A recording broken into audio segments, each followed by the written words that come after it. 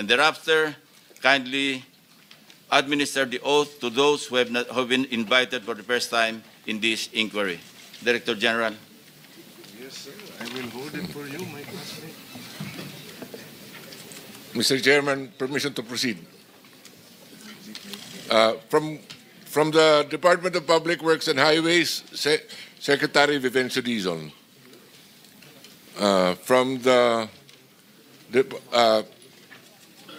DBM, Department of Budget of Management, Undersecretary Rolando Toledo, and Assistant Secretary Mary Ann de la Vega. From the Department of Justice, the Secretary is supposed to be represented by Prosecutor General Richard Anthony Fadulyon, but as of the moment, he's already there.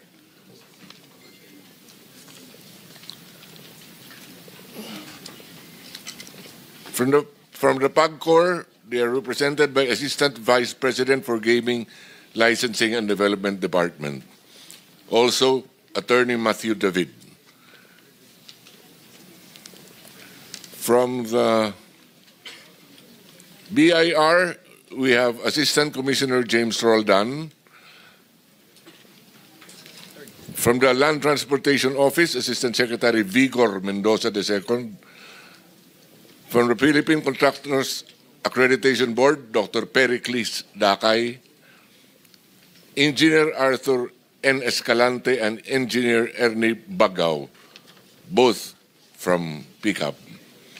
Of the contractors, we have Mr. Mark Alan Arevalo, Wawaw Builders, Sally Santos, SYMS Construction Trading, Robert Imperio, IM Construction, Mina Elamparo Jose, WJ Construction, Pacifico Discaya, St. Gerard General Contractor Development Corporation.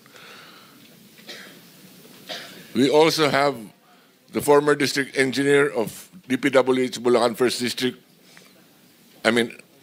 Engineer Alcantara had confirmed that he will attend. I don't know if he is arrived. Engineer Bryce Erickson Hernandez, DPWH Bulacan First District Engineering Office. Engineer R.J. Domasig and Engineer Merg Haron Laos. Undersecretary, I've been given a note that Undersecretary Janet Abwell from DBM is also here. That is all, Your Honor. Mr. Chair. I will ask. Mr. Chair. For a while, Okay. we will just administer the oath to those For those who are here for the first time, kindly stand and raise your right hand. Do you swear or affirm to tell the truth, the whole truth, and nothing but the truth in this proceeding? Thank you. You may take your seats. Well, it's a pleasure of Senator Marcoleta. Thank you, Mr. Chair. In the agenda, I can see that Yusek Maria Catalina Cabral was invited, but I don't see her in this room, Mr. Chair. Why? May we hear from Secretary Vince Dizon? Mr. President, Mr. Chairman, good morning po sa members ng Blue Ribbon Committee, honorable members of the committee. I think for former Undersecretary Cabral, I just want to inform the body that I officially accepted the courtesy resignation of Undersecretary Cabral 2 nights ago. And I believe, Mr. Chairman, that I think she wrote a letter. No, she informed me by message late last night that she had written the committee to inform her of that, to inform the committee of her of the acceptance of her courtesy resignation, and thus I think requested not to attend. But of course, even if she is now just a private citizen and no longer part of the DPWH, I'm sure if the committee will require her to attend, she still must attend. But now no longer as a official of DPWH, but as a private citizen. Thank you, Secretary Dizon, for the information. Mr. Chair, I don't think her resignation will shield her from her responsibility. There are personal questions that we need to ask her. More particularly, Mr. Chair, your own expose, I still recall in your last privilege speech, her text message to Senator Soto is very damning. I mean, it is something that we need to properly process. It is something that is probably within the heart of the system of DPWH. So kahit na mag-resign po siya, it will not matter to us. There are personal questions that we need to ask. Salamat po. And the chair agrees. So if there is an motion to issue a subpoena and or subpoena duces tecum, then we'll put it into a vote. Yes, Mr. Chair, I move that former Yusek Cabral be still invited to appear before this committee. Invited or issue a subpoena. Or issue a subpoena. Better, Mr. Chair. Any objection? I second the motion. Properly seconded. So ordered. Mr. Chairman, if I may po, just to Yes, please, Secretary. consistent with this po, we have also made public that while former Undersecretary Cabral is no longer with the DPWH, we have been very clear in the new leadership of the DPWH that this does not in any way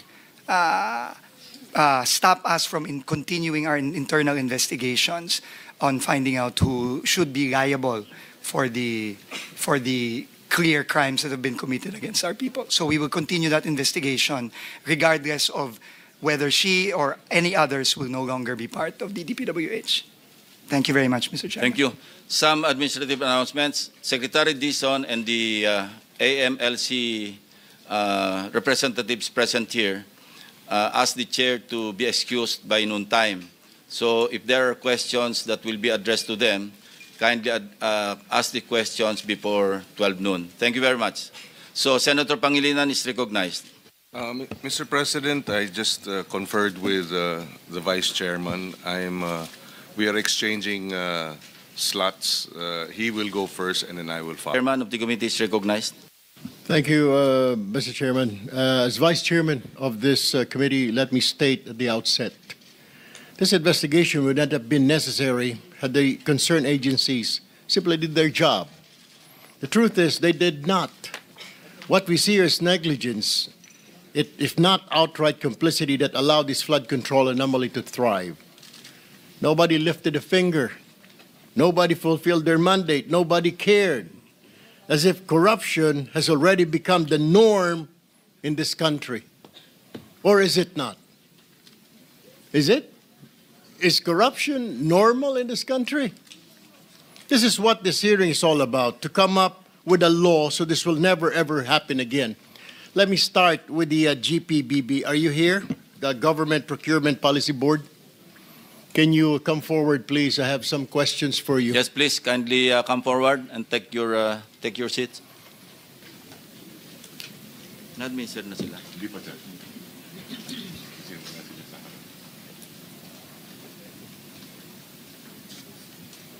Classmate, seatmate. Hindi, dito na lang, wala ka sa mabusin. Oo, sige. Oo, kaya nila.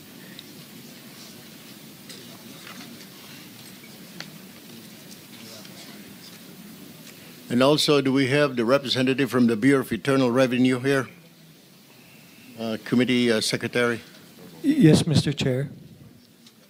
Thank you. Sige, pati ano yan sa GP po. Sige, go ahead. Administer. Kindly stand and raise your right hand. I already have. Okay, thank you. All right, thank you. Please proceed. Can you identify yourself, please? Resource person. Good morning, Mr. Chair, honorable members of the committee. I'm Maria Ginesha Rivera Guillermo. I'm actually the officer in charge of the Government Procurement Technical Support Office. I'm as well as an appointed Deputy Director General, Your Honor. All right. Based on the data, Mr. Chair, from the Philippine Center for Investigative Journalism, among the top 15 contractors that have been named by the President, the following had a poor, unsatisfactory contractors' performance evaluation. Tama po ba? Nagbigay po kayo ng ilan? Tama po ba itong report ng PCIJ, itong SunWest, Legacy, EGB, Equiparco, MG Samidan, LRTK Builders ay ilan lamang at High-Tone at Real Road Edge ay ilan lamang sa mga kontratista na may poor or unsatisfactory contractors' performance? Mr. Chair? Mr. Chair, Your Honor, the CPES report or the Contractor's Performance Evaluation System report bears those po as the unsatisfactory po na rating nila sa CPES. Just to clarify, if I may, Your Honor, Mr. Chair, the CPES is posted po sa GPPB website. However, this is being provided po by the CIAP po. And it's part of our mandate to be providing this po as part of our transparency measure with respect to government procurement. So totoo po ito, yung report na ito pong 8 contractor na ito out of the 15 that were named, meron po silang poor unsatisfactory performance. Tama po. If we, Ma'am, Mr. just Chair, say kung tama or hindi po tama. it bears, yes, Your Honor, it's in the report po. All right. Now, my next question, what do you do pag meron po mga unsatisfactory na mga report na ganitong contractor? Ito po ba ipopost lang ninyo? Hindi nyo pa bibigyan ang DPWH ang PICAB na report na at pagkatapos po, correct me if I'm wrong, pag may mga ganito po poor performance, di po ba bina-blacklist po ninyo ito? Tama po din ba itong report na natatanggap ko? They're blacklisted? Mr. Chair, Your Honor, may I clarify po that the CPES report is prepared by the CIAP. Okay. And then the CIAP is actually having a lot of CIAP implementing offices, which of course they have to accredit. One of which is meron po ang DPWH na tinatawag po nilang CPES unit po, implementing unit. So they do this, the report is coming from them, it's being consolidated and given to the PDCB, the Philippine Domestic Construction Board. And then, binibigay po yun na copy sa amin, sa GPPB TSO, as part po, kaya po pinopost din po namin yon. Ngayon po, when it comes now to the rating, we do not do the blacklisting because this is the part po yan ng procuring entity. Now, if I may explain further po, what's the purpose of the CPES rating insofar as the procurement law is concerned? Under RA 9184 po, before this is only being looked into kapag ka-part po siya ng submission to support po yung single largest completed contract ng isang contractor. Meaning po, kapag magbibid po sila, yun po ay hinihingi as part po ng SLCC, yung sinusuportahan po niya. Pero, hindi po yun automatically na tinitingnan kasi kung halimbawa nag-submit din po yung ating bidder ng notice of yung acceptance, then our certificate of final acceptance, then that is only an alternate, an option po yung CPES. But under now sa ating procurement law, NGPA, 3 bagay na po na ginagamit na po yung CPES. Although even under RA 9184, it's already basis for blacklisting. But the blacklisting is at the end po yun ng procuring entity. So, that's a ground po for blacklisting under even RA 9184. Now, under RA 12009, it's now being considered as one of the ways to determine po yung eligibility, capacity po ng ating subcontractors. So, nire-require na po yun as part of the submission if there would be any subcontractors. Number 2 is the same pa rin po as supporting document din po siya ng single largest completed contract, pero hindi po siya yung automatically, option po siya. Kasi kung nakapag-provide naman po yung ating yung bidder for that project ng kanyang certificate of final acceptance, then they are able to no longer look into the CPES. Pero third, which is also very strengthened under RA 12009, is the requirement na yung CPES po could be the basis for blacklisting. But as I would emphasize, it's not GPPB Technical Support Office nor even our GPPB who's doing the blacklisting, Your Honor, Mr. Chair. So kayo nga ang nagba-blacklisting. No, Mr. Chair. Sino po ang nagba-blacklisting sa mga it's- kontraktor na ito na may poor unsatisfactory performance? It would Which be the agency? procuring entity. It would be the agency, Mr. Chair, Your Honor. You mean to say the DPWH, is that correct? Yes, Mr. Chair, Your Honor. All right. Thank you. Let me go to the Department of Public Works and Highways. Mr. Chairman, my question is, ano po nangyari dito?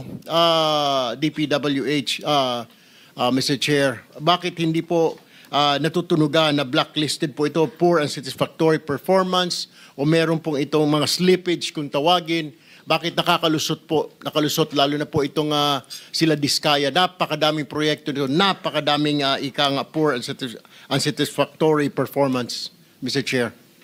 Maraming salamat po, Mr. Chairman, sa napakaganda at importanteng tanong. Yan din po ang tanong natin nung tayo po ay pumasok sa DPWH nitong nakaraang 2 linggo. At to give you a straight answer, Mr. Chairman, tingin ko po, ito pong mga CPES na ito at iba pang mga safeguards at iba pang mga dapat gawin ng ahensya ay hindi po ginagawa nitong nakaraan. That is the simple answer. In fact, Mr. President, ang nakakagugat pa po dito, hindi lang po bad performance ang hindi na-monitor at hindi na-actionan. In fact, marami po tayong nakita na isiniwagat na rin po ni Senator Lacson, ng ating chairman, sa kanyang privilege speech.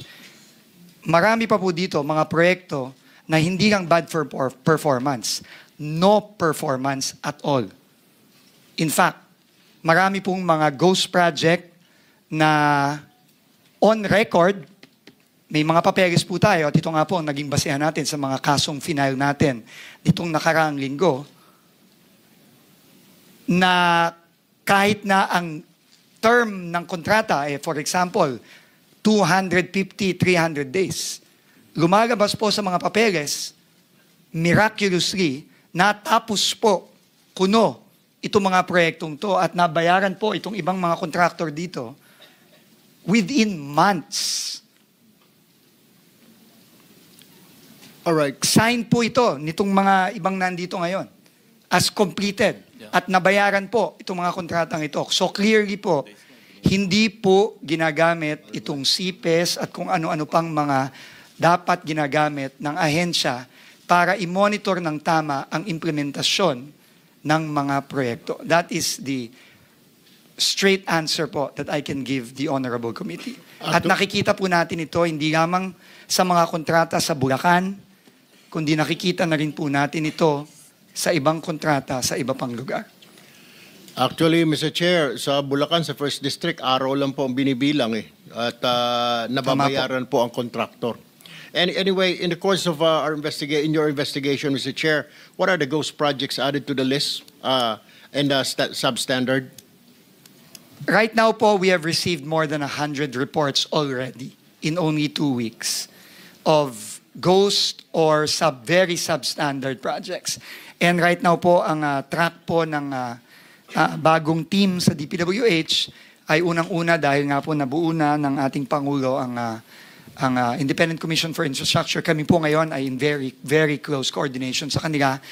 Bawat po project na nare-report, nagbubukas po kami ng case file dito.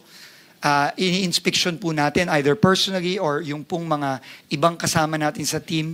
Ngayon po kasama na po ang members at team ng ICI, lalong-lalo na po ang special advisor ngayon ng ICI na si ang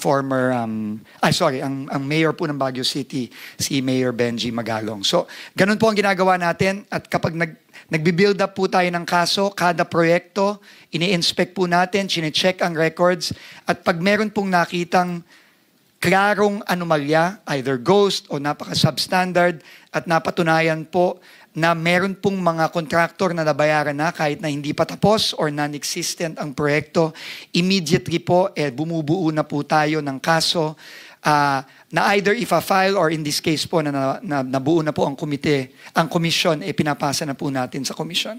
All right, Mr. Chair. Bilisan na lamang po natin ang pagsasagot. Ano po, Mr. Chair, kasi po marami po pong nakapila at only Pasensya na po, Mr. Chair. 2 minutes and 39 seconds. No, I understand po because you're explaining it properly. Ang tanong ko lamang po kasi, so, will you agree with me na may collusion po talaga? Yung mga dating opisyal na DPW simula sa taas hanggang sa baba, hanggang sa mga district engineer, project engineer, nakikipagsabuatan sa mga kontraktor para kumita. Absolutely agree, Mr. Chairman. All right. Ito yung sinasabi ko, Mr. Chair, na marami tayong ahensya na dapat, kung ginawa ng trabaho lang ng GPBB, ginawa ng DPWH ang trabaho nila, may iwasan po ito kaagad eh. May mga stopgap measures eh. Kagaya po sa DPWH, nandiyan po yung tinatawag na Bids and Awards Committee, nandiyan po yung Technical Working Group, na pwedeng harangin po kaagad na, oops, may red flag pala ito. Uy, teka muna, meron mo pala ito mga substandard, meron pala ito mga ghost project, dapat di na po pinapalusot. Tama po ba? Dapat doon pa lamang po napigilan na. Tama po, Mr. Chairman. All right, let me go to the, nandito po ba ang SIAP? May representative po ng SIAP or PCAB? PCAB. What did you do? Meron po kayong mga listahan galing po sa SIAP. I'm sure binibigyan kayo ng SIAP na listahan, sabi ng GPBB, ng mga unsatisfactory, poor performance sa mga kontraktor. Bakit patuloy pa rin at hindi nakakansela ang lisensya? What is the reason?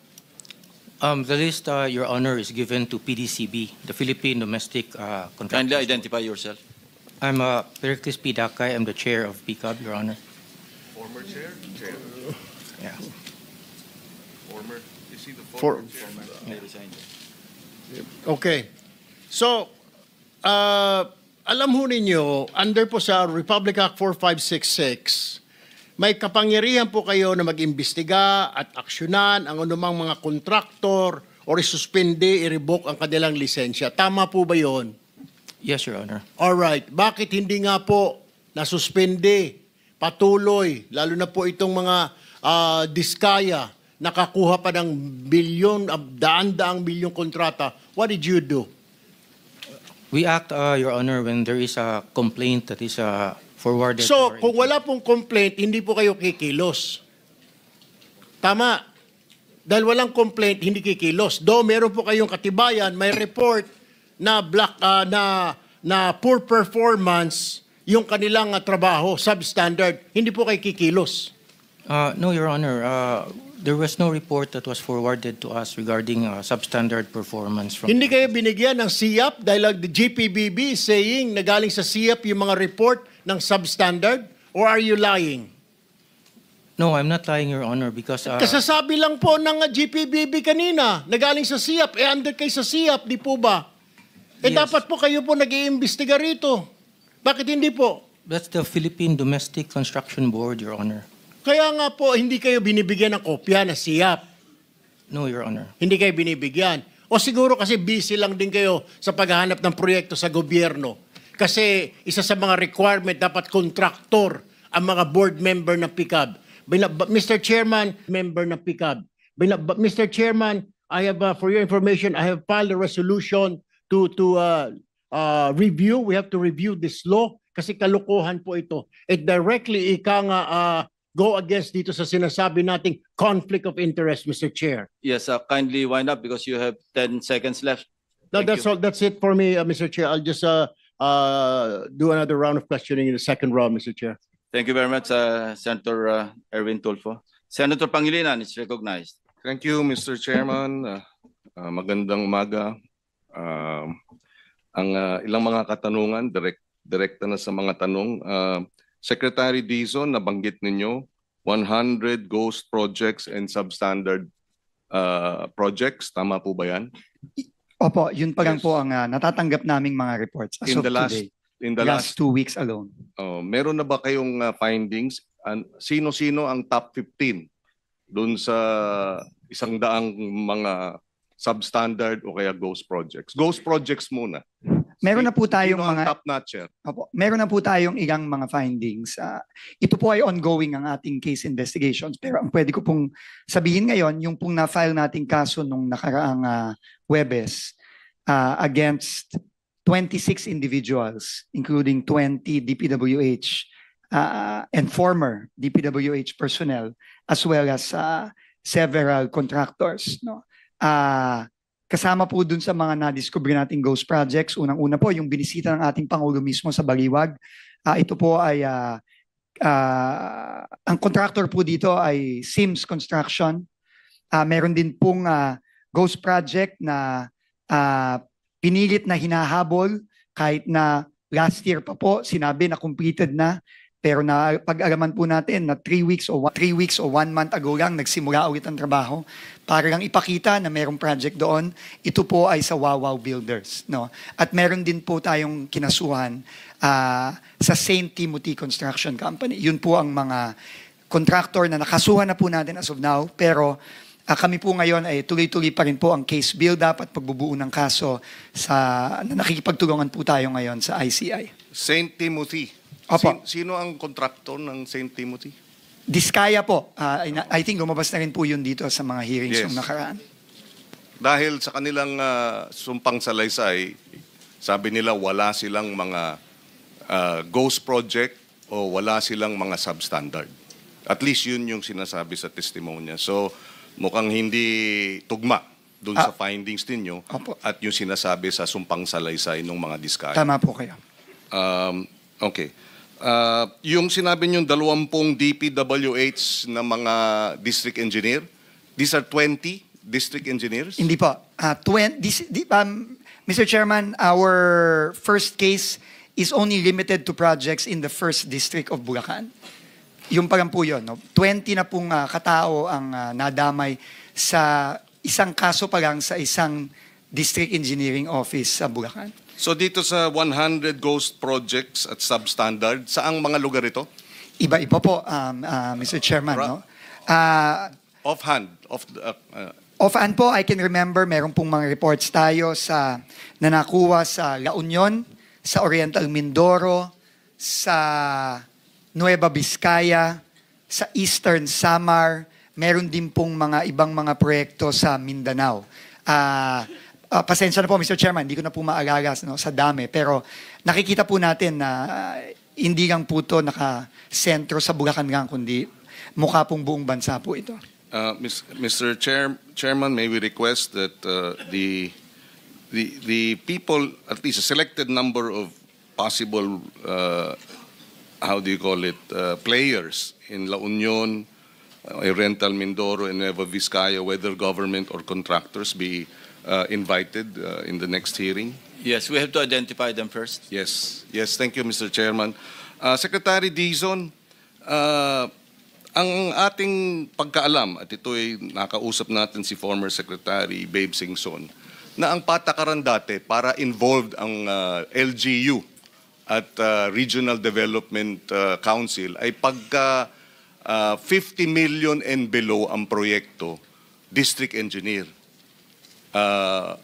Pero pagka 50 million and above, kasama na ang Regional Development Council sa pagbubusisi sa mga proyekto. Tama po ba yan? Noon dating patakaran.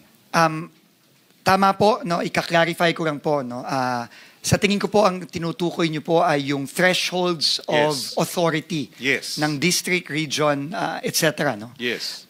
Nung pong time ni Secretary Babe Singson, ito po ay nasa 50 million pesos. Yes. Meaning po, pagka below 50 million and below, sa district po yan. Above 50 million sa region na po yan. Ito po ngayon ay itinaas. At ngayon po ay naka-threshold na po sa 150 million sa district. Pero nung panahon na yun, 50 lang po.